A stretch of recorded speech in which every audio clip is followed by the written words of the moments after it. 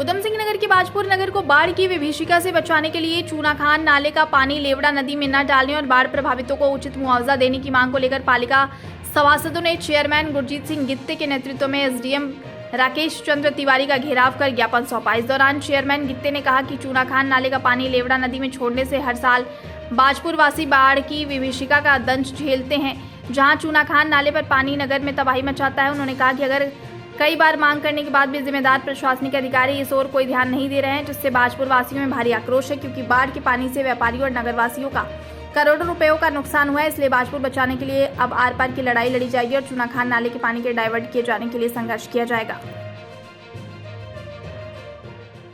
SDM साहब को आज पूरी नगरपालिका सभासद मेरे साथ थे, हमारे पूरा बोर्ड साथ में था।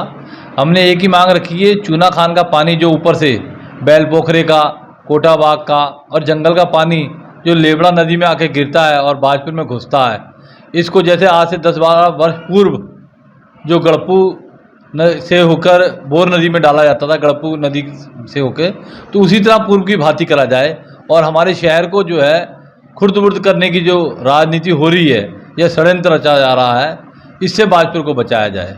हम ये नहीं कहते, किसी पार्टी विशेष पे हम टिप्पणी नहीं करना चाहते हैं।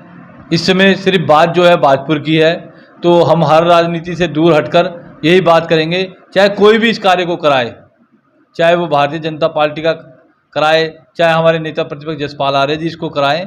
मैं कहता हूं कोई भी इस कार्य को कराए, नगरपालिका बोर्ड उनके साथ है।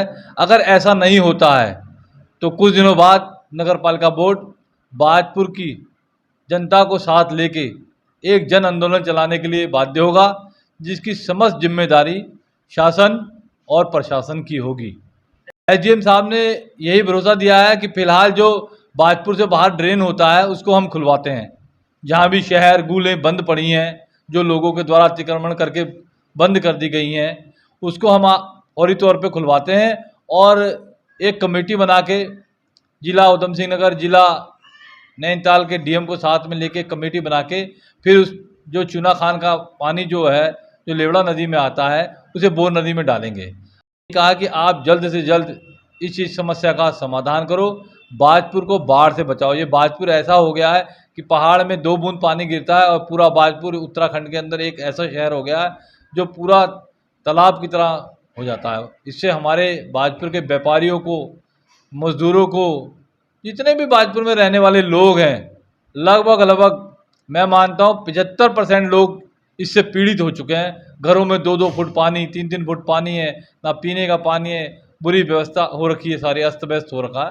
तो यही हमारी एक मांग है। आंदोलन फिर यही नीति बचती है, अगर सरकार हमारी बात नहीं सुनती है तो बाजपुर की जनता को साथ लेकर नगरपालिका बोर्ड एक बहुत बड़ा जन आंदोलन करेगा, जिसमें हम अब भी अपील करते हैं सबसे, पूरे बाजपुर वासियों से, कि भाजपा, कांग्रेस, सपा, बसपा छोड़कर पहले हमें बाजपुर को बचाना है। और बाजपुर बचाने के लिए जो भी किसी भी प्रकार का नेता हमारा सहयोग चाहता है, चाहे वो भाजपा का हो, चाहे हमारी कांग्रेस पार्टी का हो, चाहे किसी पार्टी का है, हमें सबसे पहले अपने बाजपुर को बचाना है। उसके बाद हम देखेंगे कि ये भारतीय जनता पार्टी है, ये कांग्रेस है, ये भाजपा है।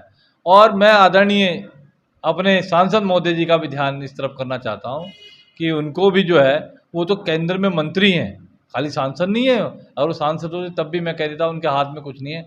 आदरणीय हमारे सांसद महोदय और केंद्रीय मंत्री जी, उनसे अनुरोध है बार बार हमारा कि वो इस समस्या के हम लोगों को निजात दिलाएं। अगर ऐसा नहीं होता तो फिर एक ही रास्ता बचता है, वो है जन आंदोलन।